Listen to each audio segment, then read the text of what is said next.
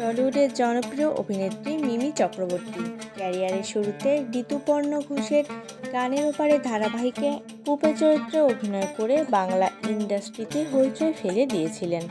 এরপর আর সেভাবে দেখা যায়নি তাকে, কিন্তু কেন? সম্প্রতি এক সাক্ষাৎকারে নিজের ক্যারিয়ার, পারিশ্রমিক এবং ইন্ডাস্ট্রি নিয়ে খোলামেলা কথা বলেন অভিনেত্রী।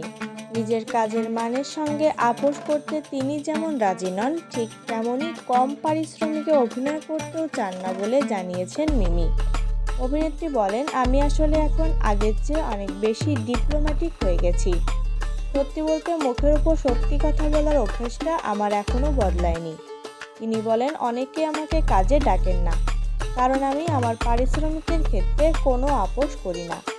আমি আমার কাজের ক্ষেত্রে শতভাগ নিবেদন দিই, তাই পারিশ্রমিকের বেলায় কেন আপোস করব? মিমি চক্রবর্তী বলেন, আমি এটা মেনেই নিয়েছি যে ইন্ডাস্ট্রিতে আমার কোনো প্রেমিক নেই, বাবা কিংবা বড় ভাই নেই যাদের প্রযোজনা সংস্থা আছে, তাই আমার কথা মাথায় রেখে আলাদা করে কেউ গল্প লিখবেন না। আমাকে যে অফারগুলো দেওয়া হয় সেখান থেকেই আমি বেছে বেছে কাজ করি।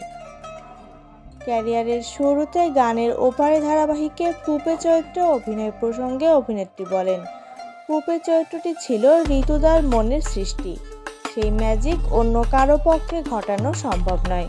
তবে আমি নিজেকে ভাগ্যবতী মনে করি এই জন্য যে ক্যারিয়ারের শুরুতেই ওই রকম একটি আইকনিক চরিত্রে অভিনয় করতে পেরেছিলাম বলে জানান অভিনেত্রী।